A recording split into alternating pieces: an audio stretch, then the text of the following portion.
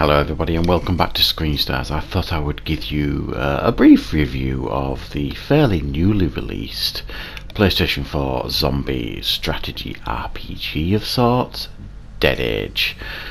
Now this is a film that came out fairly recently on the PlayStation Store. It's a budget title. I think in the UK I paid $11.99 for this, or something around that region. And what attracted me to this game was, in the description it kind of described it as like a zombie RPG, story-driven zombie RPG with RPG elements and permadeath and all this kind of stuff. And I thought with the extra cash that I'd gotten for Christmas, I had a little bit left over from buying the games that I've been buying, I thought I'd give it a shot. And this game essentially is, the big selling point that I've mentioned is the permadeath thing. Well, it's actually a bit like a rogue shooter type game. Certainly, like, you know, these space rogue shooters and things like that, where when you die you kind of start again. Well, this game is very much like that, in a sense of when you start off at the beginning you get to choose the occupation of your survivor, and you've only got one option to choose from at the beginning, and the others are unlocked as you progress through the game. And you've got a few options to choose the game. You get to choose your name and then what kind of game you want to play, casual or hardcore, all that kind of stuff. So it gives you some decent options at the beginning, and then you kind of thrust into this zombie apocalypse type world.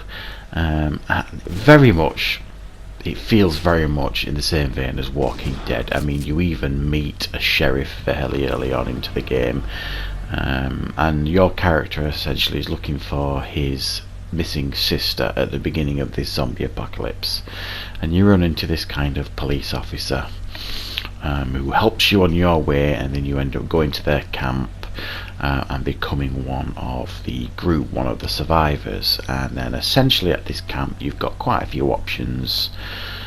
You can upgrade your weapons, you can craft weapons, you can equip new clothes. There's shops where you can buy medical supplies and all the other stuff, foods, and then you can upgrade your skills and make yourself more powerful in different areas, in regards to your medic and engineer, and improve your skills in all these different areas to essentially make you more powerful each time you go out on a mission. Now the mission loops are actually very, very similar, and it's a case of you fight one or two or three waves of enemies, of zombies, usually consisting of 2 or 3 zombies, and it's like turn-based type strategy.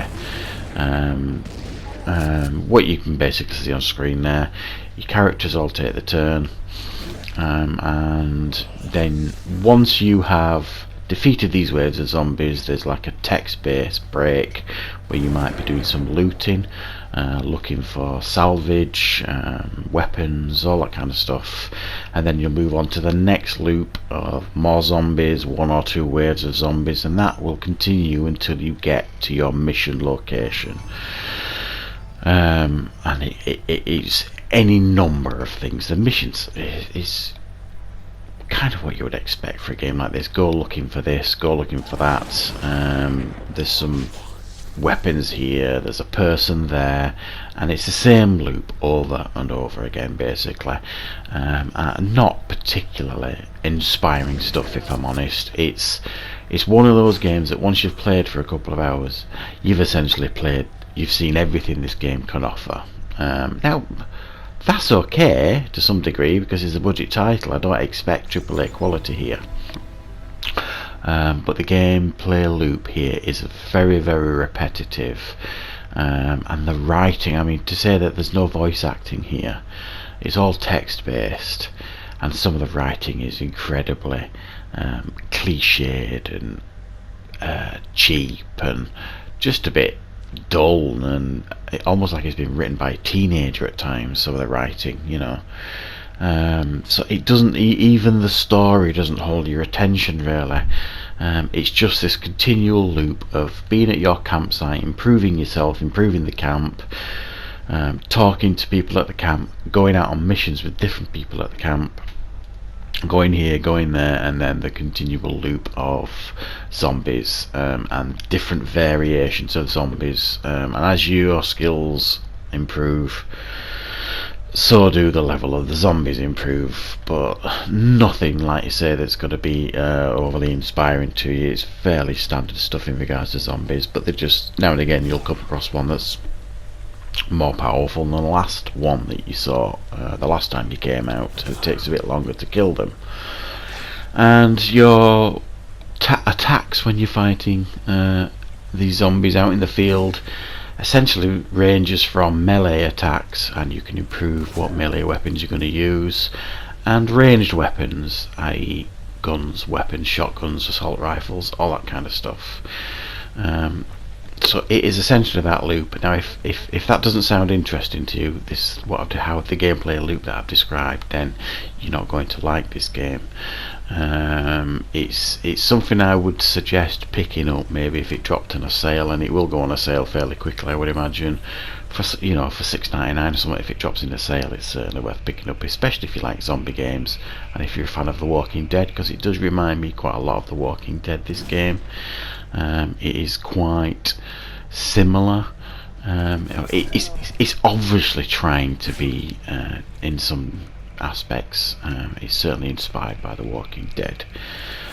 Its big selling point of permadeath, it's a bit of a red herring, really. I mean, basically, if your character dies out in the field, you start again. You start from scratch, and the whole thing starts from the beginning, if you like, and it's a bit frustrating to say the least, but the further you get into the game, the different characters you can unlock, and they offer slightly different variations to how you can play the game, but not an awful lot, to be honest. So if any of that sounds interesting, then you go and pick this game up in the PlayStation Store. It's not going to change your world. It is a budget title. Don't expect an awful lot out of it.